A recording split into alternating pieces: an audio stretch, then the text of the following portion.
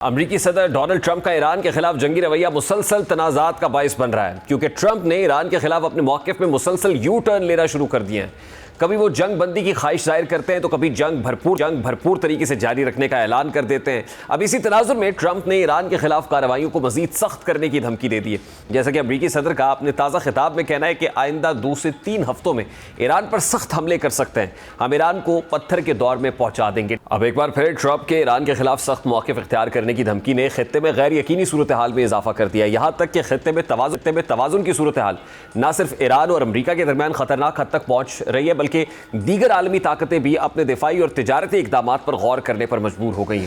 اب یہاں ایک اہم سوال یہ پیدا ہوتا ہے کہ کیا ٹرمپ واقعی جنگ بندی کے معاملے میں خوف زدہ ہیں، اور کیا وہ اسی تناظر میں ایران کے خلاف جنگ جاری رکھنے کے لیے جان بوجھ کر مختلف جواز تراش رہے ہیں؟ کیونکہ یہ تاثر ابھر رہا ہے کہ ٹرمپ اپنی داخلی اور خارجی سیاسی صورتحال میں دباؤ محسوس کر رہے ہیں، لیکن ایران کے ساتھ براہ راست تنازع ایک سیاسی اور عسکری خطرہ ہے، اور اسی وجہ سے وہ کبھی جنگ بندی کا عندیہ دیتے ہوئے اپنی مزید عسکری کارروائیوں کے لیے زمین تیار کرنے کی ہدایت کرتے ہیں، جو بظاہر ایک ایسی حکمت عملی معلوم ہوتی ہے جس میں ایران کے خلاف بیک وقت نرم رویہ اور سخت دھمکی دونوں کا امتزاج نظر آتا ہے، تاکہ عالمی اور داخلی رد عمل کے دوران امریکہ کو زیادہ دباؤ کا سامنا کرنا پڑے۔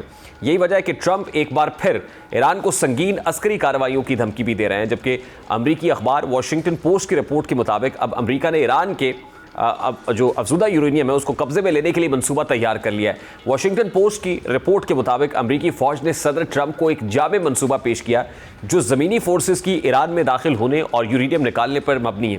اس منصوبے میں کھدائی کے آلات کی ضرورت، طیاروں کے لیے رن وے تعمیر کرنا اور یورینیم کی محفوظ منتقلی جیسے انتہائی پیچیدہ اقدامات شامل ہیں۔ رپورٹ میں واضح کیا گیا ہے کہ منصوبے کی عملی مشکلات اور خطرہ بہت زیادہ ہے، اور یورینیم کی جو منتقلی ہے وہ سب سے بڑا چیلنج ہوگی۔ اب اس سے ظاہر ہوتا ہے کہ ٹرمپ ایران کے خلاف نہ صرف لفظی دھمکی دے رہے ہیں بلکہ عملی سطح پر بھی عسکری اقدامات کی منصوبہ بندی کر رہے ہیں، جبکہ امریکہ اب ایران کے جزیروں پر بھی ممکنہ حملے کی تیاری کر رہا ہے۔ اب یہ ممکنہ اقدام ظاہر کرتا ہے کہ امریکی حکام ایران کے حساس مقامات پر براہ راست کارروائی کے امکان پر غور کر رہے ہیں، جو خطے میں کشیدگی کو مزید بڑھا سکتا ہے۔ ٹرمپ کی جارحانہ سوچ نہ صرف مشرق وسطیٰ بلکہ پوری دنیا کی معیشت کو بھی داؤ پر لگا رہی ہے۔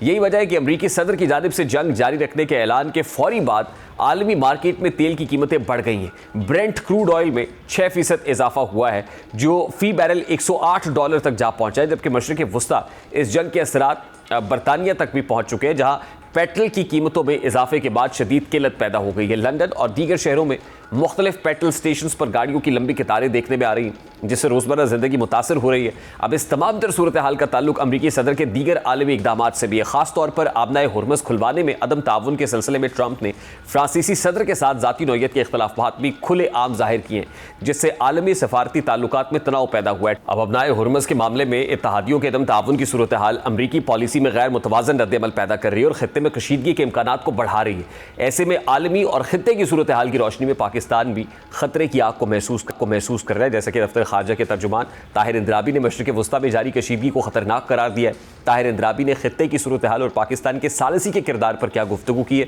یہ سامنے رکھتا ہوں۔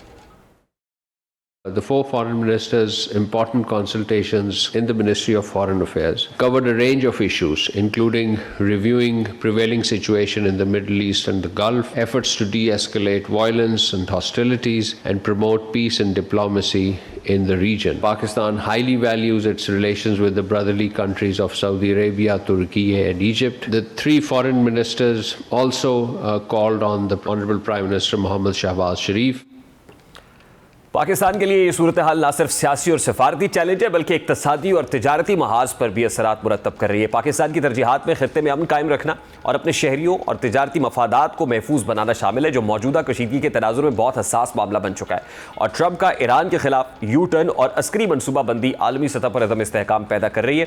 ایران کے خلاف جارحانہ رویہ، یورینیم کے قبضے کے منصوبے اور جزیروں پر ممکنہ حملے کا عندیہ نہ صرف مشرق وسطیٰ بلکہ عالمی توانائی مارکیٹ، مالیاتی شعبے اور بین الاقوامی تعلقات پر گہرا اثر ڈال رہا ہے۔ ایسے میں پاکستان جیسے ممالک کو خطرات کی نشاندہی کرتے ہوئے محتاط رہنا ضروری ہے، تاکہ کسی بھی غیر متوقع صورتحال کے لیے بروقت حکمت عملی تیار کی جا سکے۔ اس وقت کرنل ریٹائرڈ عابد لطیف صاحب سینئر ڈیفنس اینالسٹ ہیں، وہ ہمارے ساتھ موجود ہیں۔ السلام علیکم کرنل صاحب، thank you very much for your time. پہلے تو प्रेसिडेंट ट्रंप का जो रीसेंट स्टेटमेंट है वो खासी अहमियत इख्तियार कर गया है। इससे पहले वो नेगोशिएशंस की बात करते रहे हैं, क्रॉस द टेबल बैठने की बात करते रहे हैं, फिर ईरान की तरफ से सीज़ फायर के मुतालबे का दावा भी करते रहे हैं, लेकिन अब जो रीसेंट स्टेटमेंट उन्होंने दिया है और भारी अस्करी ताकत के इस्तेमाल की बात कर रहा है, ये किस हद तक, इसमें क्या बौखलाहट है, कोई फ्रस्ट्रेशन है, अब नज़र नहीं आ रहा है, कोई नैरेटिव मिल नहीं रहा है, कोई सेफ एग्जिट दिखाई नहीं दे रहा और फ्रस्ट्रेशन में दिया हुआ स्टेटमेंट लगता है, या आपको लगता है एज पर द प्लान, या सोची समझी एक प्लानिंग है जिसके तहत अमेरिका चल रहा है? जी बहुत शुक्रिया मुझे इनवाइट करने के लिए, इट्स अ प्रिविलेज। देखिए जी, जो ट्रंप साहब की जो सुबह की भी जो उनकी तकरीर थी जो यहाँ पे सुबह 6 बजे सबने देखी, वो आप अगर यूं कहें कि जो उनकी वर्बलाइज जो कर रहे थे वो कुछ और कह रहे थे, जो उनकी बॉडी लैंग्वेज कह रही थी वो बिल्कुल मुख्तलिफ था। वो जंग जारी रखने की भी बात कर रहे थे, कुछ हफ्तों में ख़त्म होने की भी बात कर रहे थे, और प्लस उसकी कम्प्लेक्सिटी की भी बात कर रहे थे। स्टेट ऑफ हॉर्मस की भी उन्होंने बात की, उससे एक दिन पहले भी की, और उसमें भी इशारा दिया कि उसके बगैर ही हम जो है वो नेगोशिएशंस जो हैं वो मुकम्मल कर लेंगे। तो एक बहुत ही जी कंफ्यूज स्टेटमेंट है ये, बिल्कुल ऐसे ही है जैसे कि कोई बहुत एक ताकतवर शख्स जो है अब वो एस्केलेशन लेडर पे चढ़ गया है, अब उसको उतरने के लिए, ऑफ रैंप करने के लिए ज़ाहिर है थोड़ा सा हुब्रस भी है उसमें, थोड़ी सी फेस सेविंग भी चाहिए, और वो फिर इस तरह की जो स्टेटमेंट जो है उनकी आ रही थी। देखें इसकी वजह बहुत सारी हैं जी। एक तो ये कि जो उनकी पॉलिटिको स्ट्रेटेजिक ऑब्जेक्टिव था वो गलत साबित हो गया, जिसकी बेस पे उन्होंने हमला किया था। फिर उन्होंने उसकी करेक्शन की कि नहीं, हमें तो ये इसमें धकेला गया है, तो ऐसे ऑब्जेक्टिव्स तो नहीं होते। फिर बगैर क्लियर ऑब्जेक्टिव्स के वो वॉर में आ गए। फिर उसके साथ जो उन्होंने ऐलान किए थे कि इतने इतने घंटों में या इतने दिनों में हम ये हासिल कर लेंगे, वो हासिल नहीं हो सके। फिर इवन जिसको वो रजीम चेंज कहते थे वो रजीम चेंज नहीं था, वो भी उन्होंने चेंज कर लिया। और फिर देखिए जो डोमेस्टिकली उनके साथ हो रहा है वो ये कि उनकी जो पॉपुलैरिटी है वो अबाउट 70% के करीब गिर गई है। उनकी जो इस वॉर की के ऊपर जो एजिटेशंस हैं और जो पॉपुलेशन इसके अगेंस्ट हो गई है वो भी अमेरिका की कुछ 60-70% पॉपुलेशन है। और अगर आगे जो नवंबर में मिड टर्म है उसमें अगर कांग्रेस के इलेक्शन डेमोक्रेट पार्टी जीत जाती है फिर तो ये ऑटोमेटिकली इम्पीच हो जाएंगे। तो एक ये वाली चीज़ें हैं। फिर जैसे आपने अभी खुद जिक्र किया कि वो France, UK, Australia, NATO, EU, इन सब ने, ट्रम्प साहब ने इन सबको कायल करने की कोशिश की कि जी ये आप हम सब है इसमें आए और हिस्सा लें। सब ने कह दिया कि नहीं जी ये हमारी वॉर नहीं है, ये तो वो वॉर है जिसके ऑब्जेक्टिव भी क्लियर नहीं है। फिर ये इजराइल की वॉर है, और अगर इजराइल की वॉर है तो फिर ये जिस तरीके से लड़ी जा रही है, जिस तरह से इस रीजन को बीच में इन्वॉल्व किया जा रहा है, तो ये तो इजराइल की भी वॉर नहीं लगती, ये तो कोई बिब्लिकल वॉर लगती है। और उस बिब्लिकल वॉर के जो पैरामीटर्स हैं, जो नाइल से लेके यूफ्रेट्स तक जिसका जेनेसिस में जिक्र हुआ है, वो भी मेटाफोरिकली जिक्र हुआ है। लेकिन इसको तो बहुत क्लियर टर्म्स में ये ऐसे इजराइल इसको इन्फ्यूज करने की कोशिश कर रहा है कि जैसे कोई स्टेट जो है वो डिवाइन स्क्रिप्चर में बना के नक्शे के साथ दे दी गई है। तो आई थिंक ये बहुत सारी चीज़ें हैं जी। फिर उसके बाद अगर आप हमारे रीजन में देखें तो यहाँ पे दो एमर्जिंग सुपर पावर्स, बल्कि एमर्जिंग क्या, तो सुपर पावर्स हैं, एक चाइना है और एक रशिया है। और उन्होंने भी क्लियर मैसेज दे दिया है। रशिया ने तो कह दिया कि जी ये जो खुदा न खास्ता स्ट्रेटेजिक वेपन का इस्तेमाल है वो ऑप्शन नहीं है। चाइना ने भी कह दिया। उसके साथ साथ जो बहुत इंपॉर्टेंट डेवलपमेंट हुई जिसने मैं समझता हूँ कि इनको बहुत ही भुखलाहट का शिकार कर दिया, जिसकी वो तारीफ कर रहे हैं एक्चुअली, वो 5 पॉइंट का एलामिया है जो पाकिस्तान और चाइना के फॉरेन मिनिस्टर्स ने दिया, जिसमें अगर आप देखें तो जो पॉइंट 4 और 5 है वो बहुत ही एक सिग्निफिकेंट पॉइंट्स हैं जी। पॉइंट 4 में जैसे स्टेट ऑफ हॉर्मस का स्टेटस और इस गुजरगाह के बारे में क्लियर कर दिया गया कि ये कैसे होगी, किसकी होगी, किस तरह से ऑपरेट होगी, उसकी तरफ इशारे दिए गए बहुत ही खूबसूरत डिप्लोमेटिक टर्म्स में। और पॉइंट 5 में उसके साथ ये क्लियर कर दिया कि तो दुनिया में जो सिस्टम चलेगा वो यूनाइटेड नेशन का चलेगा। वो सिस्टम जो है वो जो कॉन्फ्लिक्ट्स हैं वो यूनाइटेड नेशन की अम्ब्रेला के अंदर, उसकी पेरिफेरी और उस सिक्योरिटी आर्किटेक्चर के तहत होंगे। यानी कोई एक स्टेट डिक्टेट नहीं करेगी, और ये नहीं होगा कि जिस पे दिल चाहे वो चढ़ दौड़े अटैक कर दे, और अब इवन अपनी जो इंटरनल परमिशंस भी ना हो और एक्सटर्नल वो रियलिटीज भी ना हो। तो आई थिंक ये बहुत सिग्निफिकेंट है जी। इस सारी सूरत हाल में अगर आपने जैसे पूछा था کہ یہ کیا ہے یا کیا ٹرمپ صاحب کا یہ ڈیلیبریٹ چوائس ہے, کیا ٹرمپ صاحب کوئی اٹینشن ڈائیورٹ کروانا چاہتے ہیں یا یہ ان کی بھوکلاہٹ ہے. تو میری رائے میں جی ایز اے اسٹوڈنٹ آف جیو پالیٹکس یہ ان کی بھوکلاہٹ ہے جی, اور وہ ایک آف رمپ چاہتے ہیں, اور جو ان کی باڈی لینگویج ہے وہ چیخ چیخ کے کہہ رہی ہے کہ مجھے اس خطرناک سیڑھی سے نیچے اتارو. But this is not that simple colonel صاحب. بات یہ ہے کہ ایک پریمپٹیو اسٹرائک کے نام پہ جو ایک محاذ کھولا گیا اس میں اس کو ہم نے دیکھا کہ بری طریقے سے اس میں کوئی پلان بی یا پلان سی نہیں تھا, یا کوئی سیف ایگزٹ رکھا نہیں گیا کہ اس میں ہم جا تو رہے ہیں, اس سے نکلنا کیسے ہے. اس کے بعد اب وہ نیٹو سے نکلنے کی بات کرتے ہیں, اس کو چھوڑنے کی بات کر رہے ہیں, دھمکی دے رہے ہیں. پھر اتحادی جو ہیں وہ اس طریقے سے سپورٹ فراہم نہیں کر رہے جو ریکوائرڈ سپورٹ ہے ان کو. وہ آبنائے ہرمز کھلوانے کی بات کیوں نہ ہو یا وہاں پیش قدمی کی بات کیوں نہ ہو. پھر جو خطے کی دیگر فورسز ہیں, آپ نے رشیا اور چائنا کا حوالہ دیا, وہ اپنا مائنڈ سامنے رکھ چکے ہیں. تو اگر پریزیڈنٹ ٹرمپ اس انداز میں آگے بڑھتے ہیں جیسا وہ آج صبح کے بیان کے اندر انہوں نے اسٹیٹمنٹ دیا ہے, اگر اس طریقے سے بڑھتے ہیں تو دین ہو از ٹو ریسکیو دیم؟ کون ان کے پیچھے کون آئے گا, بیکنگ کون کرے گا پھر؟ جی دیکھیں, اگر تو وہ ایسے بڑھتے ہیں تو ان کے پیچھے کوئی بھی نہیں آئے گا جی, کیونکہ کوئی بھی ان کے پیچھے نہیں کھڑا. اور دوسری بات ہے کہ آپ نے جیسے کہا کہ یہ کیسے ہو سکتا ہے کہ کوئی بغیر پلان کے اس طرح سے اس میں, جی بالکل ہو سکتا ہے.